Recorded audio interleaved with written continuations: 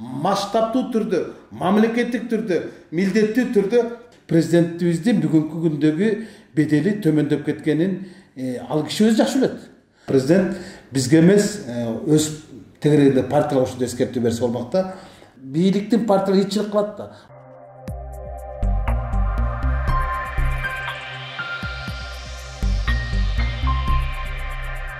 Саламатсызбы, Рыскат Чынөкөч. Мына жакында президентибиз биринчи радио аркылуу элге кайрылуу жасады, маек берди да. Ошондо айтты, ата мекенме республика популизмден алыс болуп, шайлоого жигитчилик менен катышкыла дегендей пикирди айтты. Сиз ушуга кандай карайсыз? Туура уктум, президент Сооронбай Шариповичтин биздин партия менен республика партиясына мындай эскертүү иретинде айтып кеткен болчу. Бирок буну президент бизге эмес, өз тегерегинде партиялар ушундай эскертүү берсе болмок да. Ошол эле Биримдик, Мекеним Кыргызстан партияларына силер эртеңки шайлоодо жигитчилик менен баргыла деп анткени ата мекен партиясындагы республика партиясында бүгүнкү күндө мындай шайлоолордун шайтан оюндары баштаган жок да. Эскертүүлөрдү эң элде өзүнүн тегерегинде партияларга берсе эл деле туура кабыл алмак да. Биз мисалы аша чабып же болсо бир мыйзамды бир бузуп бир шайлоого чейин эле бир шайтан оюндарга аралашкан жокпуз да. Биз болгону шайлоолордун мөөнөтүн жылдырып туруу жөнүндө маселени гана көтөрдүк. Аны кабыл ала турган жогорку кеңеш болчу. Ал президенттин расмий милдеттерине кирбейт. Ал маселе суу кечпей калгандан кийин эми шайлоолор жөнүндө чын айтканда бул шайлоо тагдырды чече турган, тайгак сууну кече турган шайлоо болот. Бул тарых үчүн дагы өтө маанилүү шайлоо, парламент үчүн дагы, эл үчүн дагы, президент үчүн дагы өтө маанилүү шайлоо болот. Анткени президентибиздин бүгүнкү күндөгү бедели төмөндөп кеткенин ал киши өзү жакшы билет. Анан ал беделин төмөндөп кеткенин себептерин да ал киши жакшы билет. Бирок азыркы шайлоо президент үчүн тагдыр чече турган болот. Эгер президент өзүнүн сөзүнө туруп мындай парламентте айтпадыбы, мен калыс карайм, кайсы партия өтүп кетсе ошону иштешем депчи. Эми калыс карап бериш керек. Эгер президент калыстыктан тайса, анда Кыргызстандын калкы дагы калыстыктан таят дагы, анда эртеңки шайлоонун эртеңкиси жөнүндө эч ким кепилдик бере албай калат. Президент өз сөзүнө туруш керек дагы, бир дагы партияга тартпаш керек. Калыс мыйзамдын чегинде шайлоо өткөрүп бериш керек. Анткени бул президенттин бирден бир милдети. Апрель ушул милдети дагы ушул болчу. Кыргызстандагы коом таза болуш үчүн шайлоолор таза болуш керек. Азыр президент эң өзү жоопкер болот азыркы шайлоонун өтүшү жөнүндө. Анткени баардык маселе барып туруп президентке такалат. Жогорку кеңеш азыркы күндө мындайча айтканда өзүнүн ыйгарымдуулуктары бүттү, мөөнөтү. Жаңы жогорку кеңеш түптөн атат. Өкмөт болсо бул мындайча айтканда техникалык өкмөт.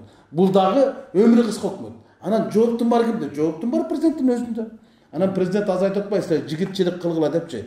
Биз жигитчилик кылган күндө дагы бийликтин партиялар ичилик кылат да. Мына ушуларга көз жумуп койбош керек. Азыркы парламент шайлоодун эмне үчүн мен айтып атам? Бул тагдырды кече турган, тарыхты тайгак суу кече турган, мындай тагдыр чече турган шайлоо депчи. Эми азыркы шайлоо кандай болот? Анткени азыркы мындай ковидтеги элдин бийлик көргөн ишеними таптакыр башкандыкка бурулду. Мындайда шайлоодо калыс өткөзө албаса, аягы эч ким билбейт эмне менен бүтөрү.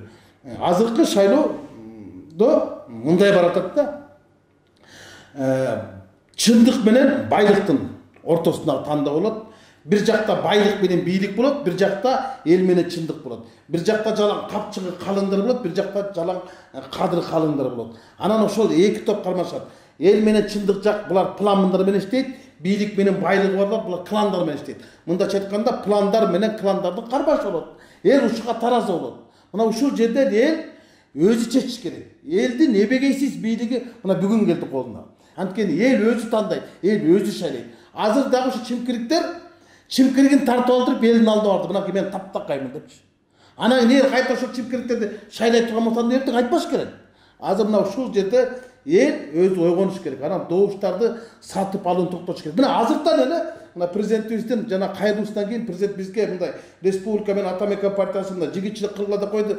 Бирок бүгүн улуттук биринчи канал КТРдан баштап алдырып бийликтин тегерегинде жана болочок талапкерлерди реклама кылып атпайбы? Бул деген административдик ресурс да. Алардын баардыгы кылып аткан бүгүнкү күндөгү кайрымдуулуктардын баардыгы бул подкуп да.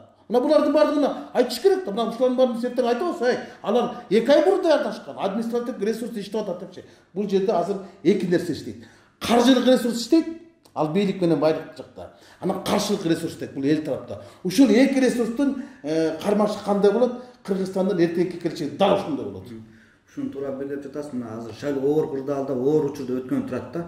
Ушу шайлоолордон кийин эгер калыстык болбосо, кандайдыр бир толкундоолор болуп кетиш коркунучу барбы?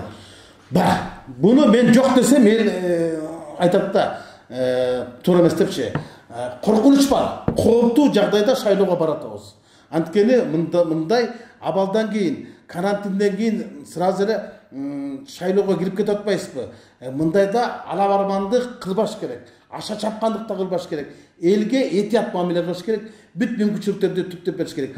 Азыртан эле эл эмнеге нааразы? Эл эң биринчиден ошол бийликтин ушул аралыкта кылган иштин нааразы болуп турган кезде, анан кийин эртең шайлоочулардын добушун сатып алып, анан административдик ресурсту колдонуп, мугалимдерди, врачтарды, мамлекеттик кызматчылардын баардыгын бир партияга биригесиңер, ушул жака добуш бересиңер деп азыртан жүрүп атканын биз угуп атабыз. Бизге деле келип атат да, биздин деле партиянын мүчөлөрү, биздин деле тууган туушкандардын баардыгы мамлекеттик кызматтарда иштейчи, алар деле айтып келатпайбы? Күнү-күнү чакырып алып туруп, уже мындай зыкып баштатачы. Бул эң коркунучтуу. Бул эң коркунучтуу жол. Бул эң коркунучтуу. Эртеңки шайлоолор жокко чыгып жүрө турган жагдайлар жаралып кетиши мүмкүн да. Андыктан өтө мыйзамдын чегинде шайлоолор өтүш керек. Буну президент, аткаруу бийлиги, баардык бийликтер буну камсыз кылышы керек. Өтө бир опурталдуу оюндар менен ойнобуш керек. Азыркы учурда мына сиздерге карата каралоолор, карапиялар күч алды. Ушунун себебин дагы мындай түшүндүрүп бере аласызбы? Кандай себептерден улам ата мекенге ошол оппозициялык багыттагы, ошол эле бүтүн Кыргызстанга сыяктуу эле оппозициялык маңайдагы партиялардын кандидаттарына каралоор жүрүп атат да, ушуну кандай карайсыз? Буну мен кандай карайм? Буну мындай эле карайм да, ушу азыр каралоо компаниясы социалдык тармактар аркылуу укмуштай кетип атпайбы? Азыр карасаң эле 5 эле киши жаманданы: Момбеков, Акаев, Мадумаров, Текебаев, Бабанов, Сариев. Болду. Ушулар деле тепкилеп жатып калышты да. Бул эмнеликтен пайда болду? Эмне үчүн бүгүнкү күндө бардык социалдык тармактар аркылуу төө бастык болуп атат? Бир эле нерсе. Азыр шайлоого катышаткан партиялардын бардыгы Кыргызстанда бир нече мекеме, уюм, ишканалар бар. Булар элдердин пикирин чогултуп туруп, анан опрос жасап беришет. Бүгүнкү күндө шайлоо өтсө кайсы партия алдыга чыгат деген, анан ага чоң акчаларды жалдап туруп, анан ошолорду коюшат, анан алар 2 жума 1 айдын ичинде опросту алдын алып беришет. Анан ошол опростун жыйынтыгын баардыгы көрүштү. Бүгүн баардыгы көрүштү. Биз деле көрдүк. Башка партиялардыкын деле көрдүк жүргүзгөндөрчү. Баардык жерде ошол ата мекен, республика, бүтүн Кыргызстан партиясы алдыда экенин ошол опростор көргөзүп атпайбы? Анан булардын чочуганды ушул да, койкуй, булар кетип калган турбай, бизге добуш калган турбай деп туруп, анан булар азыр масштабтуу түрдө, мамлекеттик түрдө, милдеттүү түрдө каралашып атат. Эми бул каралоо, бул суу кечпеген нерсе. Каралооду жүргүзүп аткан троллдор ушул Бишкектин ичинде эле элдин пикирин бурасып атат. Элдин пикирин сен 2 айда бура албайсың да. 5 жылдан бери бийлик өзүнө элдин пикирин бура албай коюп турган 2 айда ушул троллдор буруп койбу? Бул акпакчылык, бул деген акчаны асманга чачуу деген нерсе. Троллдор Момбековду жаман дегенден элдин баары Момбеков жаман көрүп калбайт да. Троллдор Акаев акмак дегенде элдин баары Акаевди акмак деп калбайт да. Алар пикири түптөрүп калган да. Анан кайынтыр ушул 2 айдын ичинде эле элдердин баардыгын пикирин түптөп жүргөнгө шаарчылыкта. Элдин деле пикири бар да. Эксперттин пикири болот, экспертизанын пикири болот, элдин пикири элдин өзүндө калат. Анан булар канчалык жамандабасын, канчалык каралбасын, алар өзүн актана турган, мактана турган нерсеге жок болгондо душмандарды каралаш керек да. Буну баары бир эртеби кечпи убакыты келет. 4-октябрда эле баягы жөжөнү күздө сана дегенде добушту санайбыз да. Анан канчалык булардын кадыры калың болгонун ошондо көрөбүз да. Анан бул эми каралоо компаниялар жакшылыкка алып келбейт. Биз деле унчукпай турабыз. Бирок биздин дагы талапкерлер шайлоонун убагында ошолорго ошондо адекваттуу жооп бере турган болсо, булар кирерге жетип барат да. Булардын талапкерлерине караганда биздин талапкерлер альбом баран аппак болуп турбайбы? Булардын талапкерлери эртең чыккандан кийин булардын тизмеси беккенден кийин эл төбөгө чыгат, булар төбө басты калат. Бизге убакыт жетпей калат бизди каралаганга. Булар азыр биздики менен ушунчалык Кыргызстанга коркунучтуу киши. Булар келсе коркуу, Кыргызстан өлдүк деп отпойбу. Булардын талапкерлерине караганда биз деген деле алманчакта апакбай кишибиз да. Анан азыр эле кара, мени каралай берсин. Мен макулмун бардыгына. Бирок элдин добушун, элдин пикирин булар эртең ыкма менен ала албайт. Мен ушуга ишенем да. Бирок кандай болгон күндө дагы бул каралоо компаниясы бийликтин өзүнө тескериштей эффект берет. Анткени канчалык бизди каралаган сайын элдин боору ачыйт бизге. Анан ушу шайлоодо 44 партия ат салышкан турат. Ушу канчасы жогорку кеңештин босогосун атташы мүмкүн?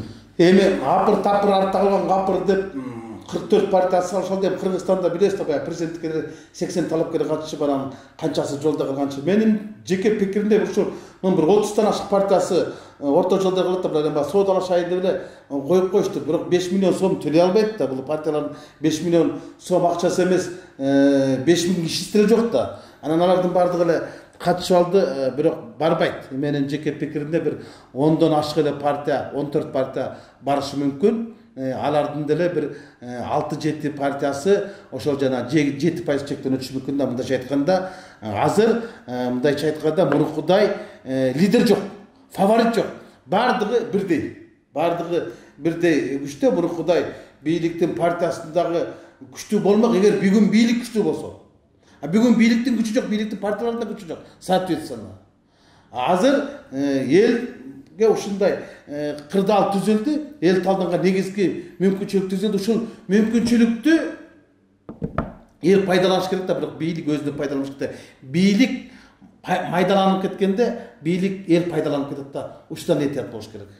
Чоң рахмат.